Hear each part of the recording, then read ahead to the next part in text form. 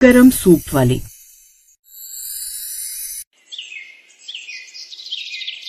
आने दो, आज तो इसको मैं इस घर में कदम नहीं रखने दूंगी। रात के 8 बज रहे हैं लेकिन इसको जरा भी ख्याल नहीं कि इतनी ठंड में समय से घर आ जाओ। सारा काम फैला पड़ा है और ये बाहर मटर गश्ती कर रही है।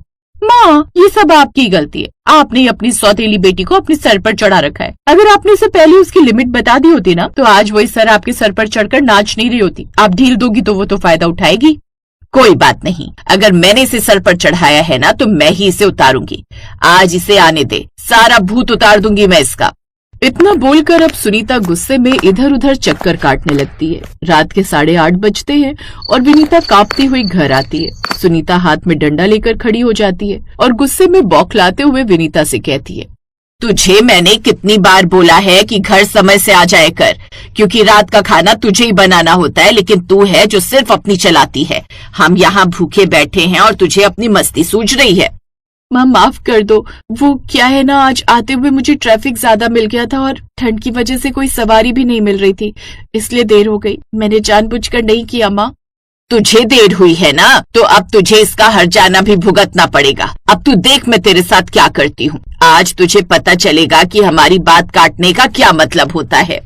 सुनीता विनीता को धक्का देकर रसोई की तरफ भेज देती है और विनीता रोते रोते खाना बनाने लगती है। खाना बनाते हुए विनीता रोते हुए खुद से कहती है, हे भगवान, ये तू मुझे कैसी जिंदगी दे रहा है। तूने पहले मुझसे मेरी माँ छीन ली और जब पापा मेरी खुशी के लिए मेरी दूसरी माँ लेकर आए तो मेरी दूसरी माँ भी ऐसी निकली जिसे सिर्फ पैसों से मतलब है। उन्होंने मुझे शुरू से मारा पीटा, यहाँ तक कि पढ़ने भी नहीं दिया, लेकिन मैंने कुछ नहीं कहा। लेकिन अब तो हद हो रही है। कभी कभी तो मन करता है मैं इस घर से भाग जाऊं, लेकिन भाग कर जाऊंगी कहाँ? अगर भाग भी गई तो दुनिया कहेगी कि लड़के के साथ भाग गई। भले ही पिता नहीं है, लेकिन मेरे पिता का नाम खराब हो जाएगा। हे भगवान, अब तू ही मुझे कोई रास्ता दिखा। विनीता खुद से ही बोल ही रही होती है कि तभी उसकी छोटी सौतेली बहन उसके पास आती है और उसे आंसू बहाते हुए देखकर कहती है, दीदी, अब आंसू बहाने से कुछ नहीं होगा, क्योंकि यही आपकी किस्मत है। वैसे आज भी आप सूप बेच कर आई हो, तो बता आज कितनी कमाई हुई? लाओ, जो पैसे मिले हैं वो माँ को दे दो, वरना आज रात डंडे और पड़ेंगे। फालतू के बहाने यहाँ मत बनाना। रागिनी, आज बहुत ज्यादा ठंड थी तो लोग बाहर ही नहीं निकले, सूप कम बिका है। माँ को समझा देना। मैं क्यों समझाऊं? माँ का मूड पहले ही खराब है और तूने पैसे भी खर्च कर दिए। अब तो पक्का तेरी शामत आने वाली है, और अगर इस बीच में मैंने तेरी साइड ली तो मैं जानती हूँ कि माँ मेरा क्या करेगी। इसलिए भाई मैं कुछ नहीं बोलने वाली। जो करना है तुम दोनों माँ बेटी जानो। रागिनी की बात सुनकर विनीता कुछ नहीं कहती और बस उसकी आंखों से आंसू छलक जाते हैं। विनीता जल्दी जल्दी खाना बनाती है और वो खुद भूख से तड़प रही होती है, पर डर के मारे कुछ बोलती नहीं। जब खाना बन जाता है तो वो खाना लेकर बाहर आती है और जब सभी लोग खाना खाने बैठते हैं और जैसे ही सुनीता खाने का एक कौर मुंह में लेती है तो वो थाली फेंक देती है और कहती है, ये क्या बनाया है? रोटी कच्ची है और सब्जी में नमक का पता नहीं। तू जानबूझकर हमें ऐसा खाना खिला रही है। आज तुझे एक दाना नहीं मिलेगा। जा और बाहर आंगन में सो। आज तुझे घर के अंदर सोने की जगह नहीं मिलेगी। माँ, बाहर बहुत ठंड पड़ रही है, मैं ठंड में जम जाऊंगी। प्लीज माँ, मुझे अंदर किसी भी एक कोने में सो जाने दो। कल मैं बहुत जल्दी घर आ जाऊंगी। एक शब्द भी और बोला तो बहुत मारूंगी मैं। निकल यहाँ से। सुनीता उसे बाहर निकालकर दरवाजा बंद कर लेती है। विनीता पूरी रात आंगन में ठिठुरती रहती है और सुबह होते ही वो फिर काम पर निकल जाती है। अगर आज मैंने ज्यादा पैसे नहीं कमाए तो माँ फिर से बाहर सुला देगी। हे भगवान, आज थोड़ी ज्यादा बिक्री करवा देना। विनीता चौराहे पर ठेला लगाती है और इतनी ठंड में गर्मा गर्म सूप की खुशबू से लोग खींचे चले आते हैं। तभी वहाँ एक बड़ी गाड़ी रुकती है। बेटा, एक सूप देना, बड़ी जबरदस्त खुशबू आ रही है। इतनी ठंड में तेरा सूप तो अमृत जैसा लग रहा है। जी भैया, अभी देती हूँ। ये लीजिए, एकदम गर्मा गर्म है। अब जैसे ही वो ग्राहक विनीता के हाथों का सूप पीता है तो वो उसकी तारीफ करते हुए नहीं रुकता है। वाह बेटा, तुम्हारे सूप में वो जादू है जो शायद किसी गर्मा गर्म खाने में भी नहीं। सच में इतनी ठंड में ये गर्मा गर्म सूप पीकर तो ऐसा लग रहा है जैसे जान में जान आ गई और शरीर पर मैंने किसी भालू की खाल पहन ली हो। भाई, मजा आ गया। ग्राहक की बात सुनकर विनीता खुश हो जाती है और ग्राहक भी उसे पैसे देकर वहाँ से चला जाता है। देखते ही देखते शाम हो जाती है और शाम तक विनीता की सारी पतीली खाली हो जाती है। आज उसे उम्मीद से ज्यादा पैसे मिलते हैं, जिसे देख वो काफी खुश होती है और जब वो घर आती है तो उसकी सौतेली बहन उसे देखकर कहती है, ओहो, आज तो बड़ी जल्दी आ गई, क्या बात है? आज सूप में जहर तो नहीं मिला दिया जो इतनी जल्दी बिक गया? नहीं रागिनी, आज सच में बहुत ज्यादा भीड़ थी। ये देखो माँ, आज 2000 की कमाई हुई है। अब तो खुश हो ना? हाँ, ये हुई ना बात, पर इसका मतलब ये नहीं कि तू कल लेट आएगी। कल भी मुझे इतनी कमाई चाहिए और जा, अब जाकर सफाई कर, घर कूड़ा हो रखा है। समय गुजरता है और गुजरते समय के साथ अब विनीता की मेहनत देख मोहल्ले वाले भी उसकी तारीफ करने लगते हैं। ऐसे ही एक दिन पड़ोसन सुनीता के घर आती है और उससे कहती है, सुनीता, तेरी बेटी विनीता कितनी समझदार है। दिन भर सूप बेचती है और फिर घर आकर घर का काम भी करती है। तू तो बड़ी किस्मत वाली है। अरे क्या किस्मत वाली, सौतेली है ना, इसलिए खटना पड़ता है इसे, वरना ये भी अपने बाप की तरह निकम्मी निकलती। अरे वो तो मैं हूँ जो इसकी बागडोर खींच कर रखती हूँ, वरना ये कैसी है ये तो मैं ही जानती हूँ। जहाँ सुनीता अपनी पड़ोसन से ये बातें बोल रही होती है तो वहीं दूर खड़ी विनीता ये सब सुन लेती है और उसका दिल टूट जाता है और वो तय करती है कि वो अपनी एक अलग पहचान बनाएगी। अब धीरे धीरे वो पैसे बचाने लगती है। माँ को जो देना है वो तो दे ही रही हूँ, पर अब थोड़े पैसे अपने लिए भी बचाऊंगी। मुझे अपनी छोटी सी दुकान खोलनी है। ऐसे ही अब समय गुजरता है और गुजरते समय के साथ वो अपने पास कुछ पैसे जोड़ लेती है। ऐसे ही एक दिन रागिनी विनीता का गुल्लक देख लेती है और, माँ ये देखो, ये दीदी हमसे चोरी छुपे पैसे छुपा रही है, ये हमें धोखा दे रही है। विनीता, तेरी इतनी हिम्मत, तू हमसे पैसे छुपाएगी? ला, कहाँ है गुल्लक? माँ, ये मेरे खून पसीने की कमाई है, मैंने घर का सारा खर्चा दिया है। ये बस थोड़े से पैसे मैंने अपने फ्यूचर के लिए रखे थे। तेरा भविष्य मैं हूँ, ला इधर पैसे। इतना बोलकर सुनीता गुल्लक तोड़ देती है और सारे पैसे ले लेती है। ये देख विनीता को बहुत गुस्सा आता है। अब वो और नहीं सह सकती थी, इसलिए वो अपनी माँ को मुंहतोड़ जवाब देते हुए कहती है, बहुत हो गया माँ, मैंने आज तक आपकी हर बात मानी, हर मार सही, पर अब नहीं। अगर आपको सिर्फ मेरे पैसों से प्यार है तो ठीक है, अब से मैं घर नहीं आऊंगी। कहाँ जाएगी तू? तेरे पास है ही क्या? मेरे पास मेरी मेहनत है माँ। जो सूप मैं यहाँ बेचती हूँ वो मैं कहीं भी बेच सकती हूँ, लेकिन याद रखना, आपके पास मेरे अलावा कोई और नहीं जो आपको काम कर कर दे सके। ये आपकी सौतेली बेटी भी नहीं। ये बोलकर अब विनीता अपना सामान बांधती है और घर से निकल जाती है और उसे जाता देख सुनीता और रागिनी भी उसे नहीं रोकते। ऐसे ही कुछ दिन बाद विनीता अपनी एक छोटी सी दुकान किराए पर ले लेती है और उसी में वो सोती और अपनी दुकान चलाती। गुजरते समय के साथ अब उसका सूप इतना मशहूर होता है कि दुकान पर लाइन लग जाती है। विनीता जी, आपका जैसा सूप पूरे शहर में कहीं नहीं मिलता। आपकी मेहनत रंग लाई। शुक्रिया भैया, बस आप लोगों का प्यार है। इधर घर में सुनीता और रागिनी की हालत खराब हो जाती है क्योंकि अब घर में पैसे आने जो बंद हो चुके थे, उन्हें खुद काम करना पड़ता है। माँ, मुझसे बर्तन नहीं बजेंगे, विनीता होती तो सब कर देती, अब हम क्या करेंगे? मुझे क्या पता था वो सच में चली जाएगी। अब खाने के लाले पड़ गए हैं। देखो माँ, अपना घमंड खत्म करो और चलो दीदी के पास, क्योंकि वही है जो हमें कमाकर खिला सकती है। रागिनी की बात सुनकर सुनीता भी उसकी बात से सहमत होती है और अगले ही दिन सुनीता और रागिनी विनीता की दुकान पर पहुंचती हैं। वहां भीड़ देखकर उनकी आंखें फटी रह जाती हैं और वो दोनों अब विनीता से माफी मांगते हुए कहती हैं, विनीता बेटी, हमें माफ कर दे, हमें अपनी गलती का एहसास हो गया है। घर वापस चलना, तेरे बिना घर सूना है। माँ, घर सूना नहीं है, बस काम करने वाला कोई नहीं है। मुझे पता है आप क्यों आई हो, पर अब मैं वापस नहीं आऊंगी। हाँ, आप लोगों को भूखा नहीं मरने दूंगी, हर महीने पैसे भेज दूंगी।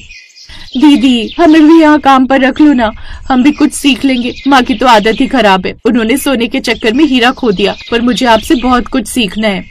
रागिनी, ये तो कैसी बातें कर रही है? माँ, मैं बिल्कुल ठीक कह रही हूँ। आपने दीदी की कभी कदर नहीं की, इसलिए अब आप चुप रहिए। ठीक है, अगर तुम मेहनत करना चाहती हो तो कल से आ जाना, पर यहाँ मैं मालिक हूँ और तुम्हें काम करना पड़ेगा। विनीता की बात सुनकर रागिनी सहमत हो जाती है, यहाँ तक कि सुनीता भी उसके पास काम करने को राजी हो जाती है और इस तरह विनीता अपनी ही सौतेली माँ और बहन को अपनी दुकान पर काम करने के लिए रख लेती है।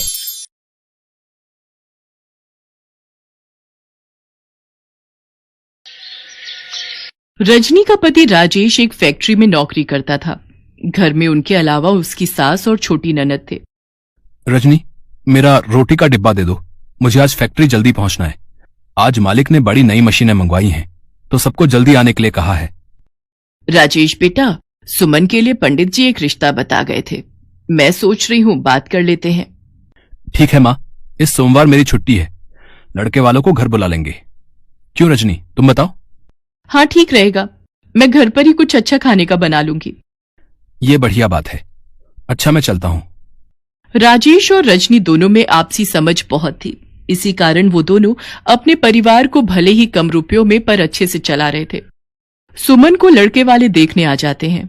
उन्हें सुमन पसंद आ जाती है और 6 महीने बाद की तारीख सुमन की शादी की पक्की हो जाती है। रजनी, सुमन की शादी के लिए पैसे भी जोड़ने पड़ेंगे। हमारे पास 6 महीने का समय है। चिंता मत करो, सब हो जाएगा। मेरी शादी की सोने की चेन और चूड़ियां मैं सुमन को दे दूंगी। जेवर का काम हो जाएगा। बाकी तो अभी समय है, हम शादी के लिए जोड़ लेंगे। सुमन, तेरी रजनी भाभी सचमुच कितनी अच्छी है। हाँ माँ, मैं भी यही देख रही हूँ। वो हम सब के बारे में कितना सोचती हैं। सब कुछ ठीक चल रहा था, पर कहते हैं ना, खुशियां और परेशानियां दोनों बिना दस्तक दिए आती हैं। एक दिन फैक्ट्री में मशीन पर कपड़ा काटते हुए राजेश का हाथ उसमें आ जाता है। राजेश बुरी तरह जख्मी हो जाता है। देखो रजनी, मैंने राजेश के हाथ के लिए अपनी तरफ से जो भी पैसे देने थे वो दे दिए हैं। बाकी इसका इलाज तुम खुद करवाओ। गलती ये मजदूर खुद करते हैं और भरना हम मालिकों को पड़ता है। पर मालिक, डॉक्टर अभी 2 लाख रुपए और मांग रहे हैं। अरे कितना दूं? 1 लाख रुपए तो मैंने लगा दिए। अब मेरे बस की बात नहीं है। अपने आप करो जैसे मर्जी। फैक्ट्री का मालिक बहुत ही बेईमान निकला। उसने सारी गलती राजेश पर डाल दी। रजनी के पास अपने जेवर बेचने के अलावा कोई चारा नहीं था। उसने अपनी पाई पाई राजेश के इलाज में लगा दी। 1 महीने बाद राजेश को हॉस्पिटल से छुट्टी मिली और वो घर आया, पर अभी भी राजेश का हाथ ठीक नहीं था और घर में कोई कमाने वाला भी नहीं था, इसलिए पैसों की परेशानी शुरू हो गई। उधर सुमन की शादी के दिन भी नजदीक आ रहे थे। सब कैसे होगा, कुछ समझ नहीं आ रहा। सुमन की शादी को 4 महीने बाकी रह गए हैं। माँ जी, आप चिंता मत करो। जब तक मैं इस घर में हूं, इस घर पर कोई आंच नहीं आएगी। मैं काम करूंगी माँ जी। पर रजनी, तुम क्या काम करोगी? कोई ना कोई काम मैं ढूंढ लूंगी। कोशिश करने से सब काम हो जाते हैं। रजनी रोजाना ही काम की तलाश में घर से निकलती थी। एक दिन चलते चलते उसे प्यास लगी। उसने एक टमाटर सूप की दुकान देखी। रजनी ने वहां से पानी पिया। कुछ देर वो टमाटर सूप बनाने वाले को सूप बनाते हुए देखती रही। दुकानदार गर्म गर्म टमाटर सूप कटोरे में डालता, उसमें ब्रेड के टुकड़े डालता और क्रीम मिलाकर ग्राहकों को बेच रहा था। रजनी को यह काम बहुत ही आसान लगा। ग्राहकों की भीड़ भी सूप की दुकान पर लगी हुई थी। अगर मैं भी टमाटर सूप का ठेला अपने मोहल्ले के पास लगा लूं तो ये सूप बनाना तो बहुत ही आसान है। राजेश अभी कुछ समय और काम पर नहीं जा पाएंगे। मुझे कुछ तो करना ही होगा। आगे सुमन की शादी भी करनी है। सब बातें सोचती हुई रजनी घर आती है और राजेश से इस बारे में बात करती है। राजेश मान जाता है। रजनी के पास उसका मंगलसूत्र रखा था। पहले तो उसे देखकर रजनी की आंखों में आंसू आ जाते हैं, पर वो मजबूर थी। उसके पास पैसे नहीं थे, इसलिए वो एक सुनार को अपना मंगलसूत्र बेचकर 5,000 रुपए ले आती है। उन रुपयों से रजनी सूप बनाने के सारे बर्तन और सब्जियां खरीद लेती है। राजेश एक व्यक्ति को जानता था जो ठेले किराए पर देता था। अब रजनी को बस सूप बनाना शुरू करना था। रजनी सारी तैयारी के साथ भगवान को याद करके अपना टमाटर सूप का ठेला मोहल्ले में लगा लेती है। धीरे धीरे ग्राहक रजनी के ठेले पर टमाटर सूप पीने आने लगे। शुरू शुरू में उसकी कमाई थोड़ी होती थी, पर जैसे जैसे रजनी ने टमाटर सूप और स्वादिष्ट बनाना शुरू किया तो ग्राहक बढ़ने लगे। रजनी बहू, अगले महीने सुमन की शादी है। मैं सोच रही थी कि कुछ खरीदारी शुरू कर देते। माँ जी, आप चिंता मत करो। मैंने 5 लाख रुपए की एक कमेटी डाल दी थी। इस महीने मैं वो कमेटी उठा लूंगी। फिर हम आराम से सुमन के लिए जेवर और कपड़े खरीद सकते हैं। बाकी रोजाना की कमाई से भी कुछ न कुछ बचत हो ही जाएगी।